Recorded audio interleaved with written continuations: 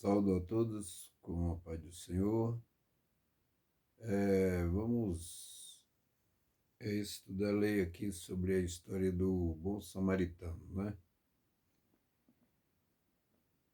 Ele diz aqui, Lucas capítulo 10, versículo 30 até o 36.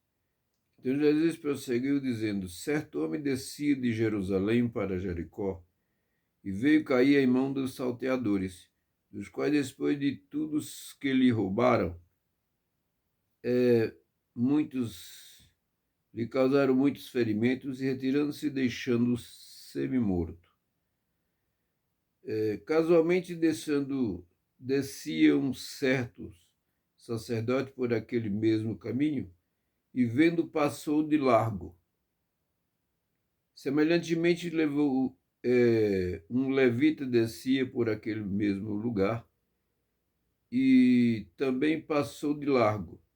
Certo samaritano que o seguia o seu caminho passou perto e, vendo-o, compadeceu-se dele e, chegando, pesou-lhe os ferimentos e aplicou-lhe óleo e vinho e colocou sobre o seu próprio animal, o levou para uma hospedaria e o tratou dele. No dia seguinte, tirou 2 denários e entregou ao hospedeiro, dizendo: cuide deste homem, e se alguma coisa gastar, mas eu te indenizarei quando voltares.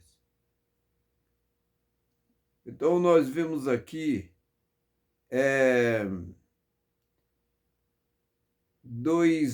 aquele homem veio cair na mão dos salteadores, ladrões, né? E depois de roubar os seus bens, deixaram ele semi-mortos. Aqui mostra aqueles 2 homens religiosos, ignorou aquele homem que ainda estava naquela situação e deixando ele lá naquele mesmo sofrimento, como diz aqui o texto bíblico, semi-morto. E passou certo samaritano. E versículo 36, e certo samaritano que eu segui o seu caminho, passou-lhe perto, vendo e compadeceu-se dele. Eu entendo aqui que esse samaritano aqui, ele é o próprio Senhor Jesus.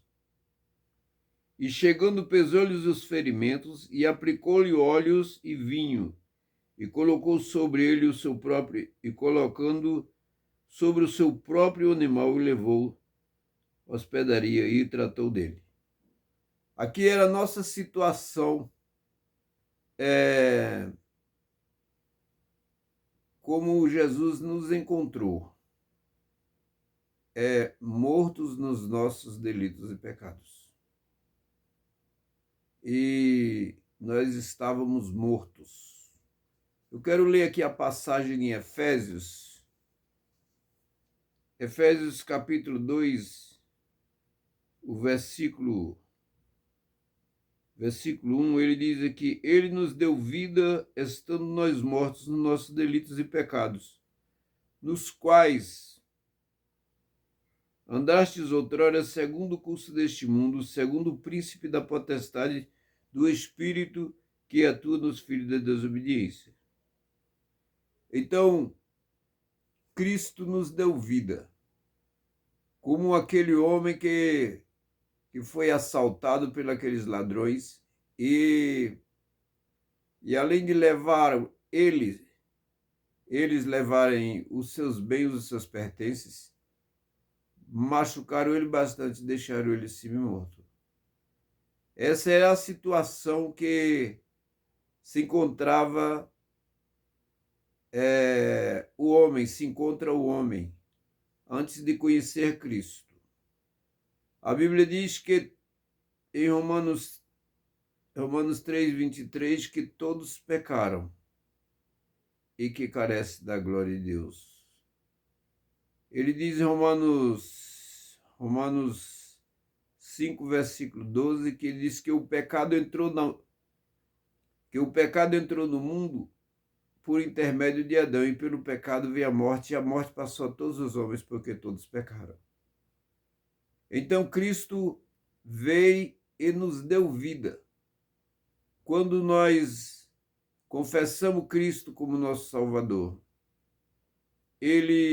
antes de nós confessarmos Ele, nós estávamos mortos nos nossos delitos e pecados. E eu pergunto para você, o que o morto pode fazer? Absolutamente nada. Essa era a nossa situação diante de Deus, antes de nós conhecermos Cristo.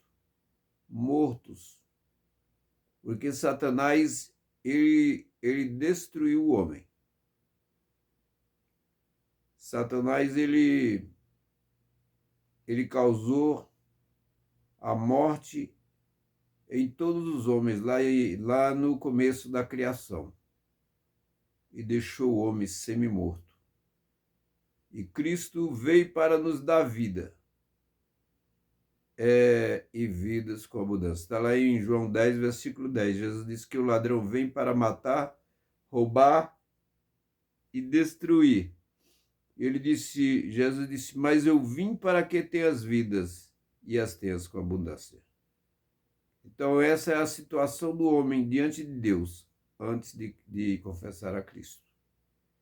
Mas Jesus, ele nos deu vida. Isso é, aqueles que confessaram a Cristo, que aceitaram Cristo, receberam a vida. Quem tem Jesus tem vida, e quem não tem Jesus não tem vida. E você que ainda não confessou a Cristo como seu Salvador, você tem essa oportunidade hoje de entregar sua vida nas mãos do Salvador. A Bíblia diz que Deus amou o mundo, João 3,16, que Deus amou o mundo de tal maneira que deu o seu Filho unigênito para todo aquele que nele crê, não pereça, mas tenha vida eterna. Tem muita gente que pensa que a pessoa só pertenceu a uma religião que ele já está salvo. Mas a pessoa está muito enganada. A pessoa só está salva se ele confessar Cristo como seu Salvador. Está lá em Romanos, capítulo 10, e versículo 9. Ele diz assim, a saber que com a tua boca confessares a Jesus como Senhor, e em teu coração creres que Deus ressuscitou dos mortos, será salvo. Então, para ser salvo, é preciso confessar Cristo como único Senhor e Salvador. Não é a religião, mas é confessar Cristo. Quando nós confessamos Cristo como nosso único Senhor e Salvador, nós recebemos vida, e vida que não tem mais fim. Em João capítulo 3, versículo 5, Jesus disse que se não nascer de novo, não pode ver o reino de Deus. Nascer de novo ali é nascer da água e do Espírito. Jesus disse assim, se não nascer da água e do Espírito. A água ali é a palavra de Deus, conforme Efésios 5, versículo 26. A água é a palavra de Deus, e do Espírito é do Espírito Santo. Se não nascer da água e do Espírito Santo, da palavra de Deus e do Espírito Santo, não é filho de Deus, não recebe vida. Jesus, ele morreu no Calvário, como diz João 3,16, para todo aquele que nele crê. Quando você, pela fé, você confessa Cristo como seu Salvador, você recebe vida. Se você nunca confessar Cristo, você nunca tem vida. Só tem vida aquele que confessa Cristo pela fé. Pela fé, aceite Jesus como único Salvador. Você nem pode imaginar o quanto é esta verdade, o quanto como é maravilhoso você confessar Cristo como Salvador. Não é uma religião. Aceitar Cristo como Salvador é você receber vida do próprio Jesus. Isso não é uma religião, não tem capacidade de fazer isso. Só Jesus. E aí quando você confessa Cristo, aí você segue Ele. João 14, versículo 6. Jesus disse que Jesus disse, eu sou o caminho, a verdade e a vida, e ninguém vê ao Pai, a não ser por mim. Então nós seguimos a Cristo, porque o próprio Senhor Jesus, Ele é o caminho que Ele nos leva a Deus. Então venha hoje mesmo, confesse a Cristo como seu único Salvador, para você subir no arrebatamento da igreja, para você não ficar nesse mundo de tristeza, nesse mundo de horror. Porque depois que Jesus levar a igreja, depois que Jesus arrebatar a igreja, aí vai entrar o período da grande tribulação, um período do governo do anticristo, onde aqueles que for passar pela essa grande tribulação, a Bíblia diz, ai daquele. A palavra ai, quando ele fala ai, fala sobre juízo, fala sobre coisas terríveis que a pessoa vai passar. Então, venha Cristo antes desse período. Nós estamos nos fins dos tempos, né? E o arrebatamento da igreja vai ser a qualquer momento. E depois do arrebatamento da igreja vem a grande tribulação. Mas aceite Jesus hoje mesmo, para você não ficar no juízo. Porque a grande tribulação é um juízo aqui na terra. Bem certo que na grande tribulação muitas pessoas vão aceitar Jesus como Salvador. Mas venha hoje a Jesus, venha hoje a Cristo. Eu, no meu entendimento, a grande tribulação vai ser de 4 anos. Porque no livro de Daniel, não deixa dúvida que a grande tribulação é de 4 anos. Mas que seja de 7 ou que seja de 4, não queira ficar para a grande tribulação. Queira ser arrebatado antes da grande tribulação. Agora, deixa eu lhe falar uma coisa. Mas mesmo que você não seja arrebatado, mesmo que você morra antes, se você confessar Cristo como Salvador, você irá para o céu, morar com Jesus. E a Bíblia diz que, em Romanos 8, versículo 1, ele diz que não há mais nenhuma condenação para aqueles que estão em Cristo Jesus. Não há mais nenhum juízo para aquele que está em Cristo Jesus. Então venha Cristo hoje, entregue seu caminho ao Senhor, confia nele, o mais ele tudo fará. Salmo 37, versículo 4 e 5. Entregue hoje a sua vida nas mãos de Cristo, porque amanhã pode ser tarde demais. É tudo isso. A Bíblia é a palavra de Deus. A Bíblia é a verdade.